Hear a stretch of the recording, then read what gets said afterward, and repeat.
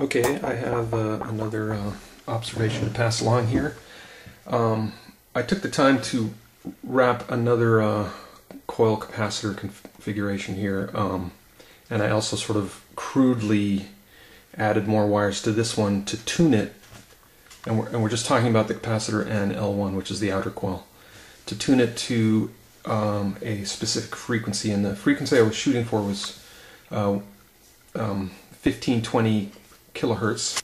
If you look on Wikipedia about the Earth's EMR, it says it's at 1.3 to 2.5 kilohertz, but that doesn't seem to make sense to me. When I do the math, it seems like it should be megahertz. 1.3 to 2.5 megahertz. And when I listen on the radio, that's what I hear. So I'm a little bit confused about the Earth's EMR. But anyway, so 1520 kilohertz seemed like a good frequency. I tried to tune this coil to that. I tried to make another coil that would also be tuned to that. This capacitor in here turned out to be a different value. I think this one's around 250 to 280 picofarads. This one's around 180 picofarads. That jar might have a slightly different radius, or maybe I cut the tinfoil differently. So I wrapped a coil appropriate for 1520 kilohertz in terms of a tank circuit. And the interesting discovery is that the Nagaoka coefficient is different when you wrap a cylinder with diamagnetic material inside it.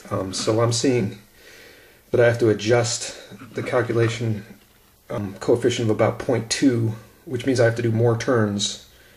But anyway, so there's no way in hell that I'm going to make these two match in terms of their frequency. And it occurs to me that will cause a beat frequency in terms of these two tank circuits sort of oscillating independent of each other.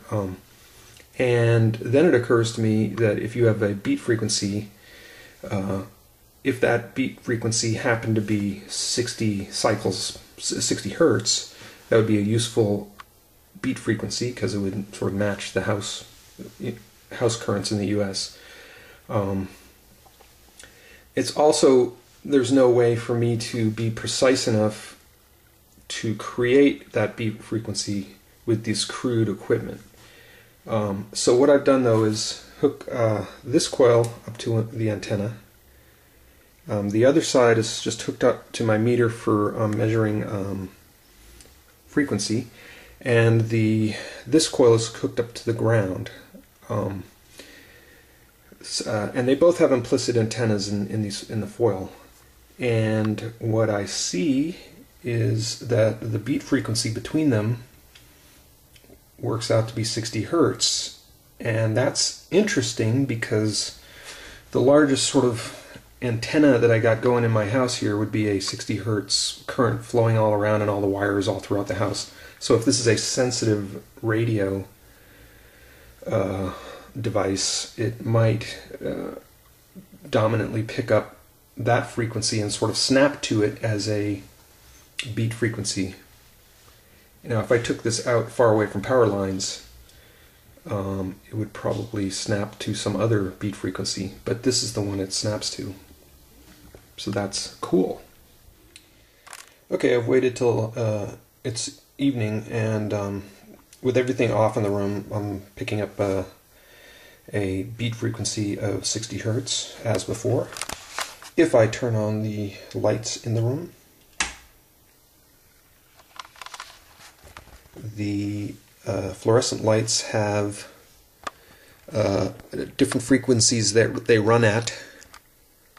Those frequencies are different from 60 hertz. So what we are observing is a radio reception of other various frequencies colliding with each other. So the meter can't really resolve it to one steady frequency because we sort of have a mix of frequencies here. But this is kind of showing that this thing is working like a radio. It's picking up very subtle frequencies that are in the immediate area. Now, I had read that Lester Hendershot was accused of picking up power from, say, the power lines or from radio stations, and in a way that is true. So, but it has sort of a disinformation twist to it, in the sense that this energy is probably only the starting energy for his machine. So he could certainly have used batteries as the starting energy as well. But that, either way, picking up a signal, a radio signal, and using it as your starting energy, or using a battery as a starting energy is one thing. But once the machine gets going and starts delivering wattage, delivering a lot of power, a small little battery can't do that. I played around with the transformer configuration last night. I don't have it set up. I kind of crudely hooked it up with clip leads. And if I take a 9-volt battery and bang on the input side of the 5-to-1 step-up transformer, I can make the CFLs here light. So a 9-volt battery stepped up and pulsed into the transformer can certainly light the lights. So if you could create a circuit that turns this radio voltage into, say, 9 volts with a little bit more current, you could start to get into, and then boost it up again through another step up. You could start to get into the voltage range where the lights would light. So the lights don't take very much power to light. They're very low power. The magnet is a lot of power, though. But if it causes feedback, regenerative feedback back into your radio, the cycle could continue and build, perhaps. Armstrong, in the early 1920s, or was it 1914? I can't remember.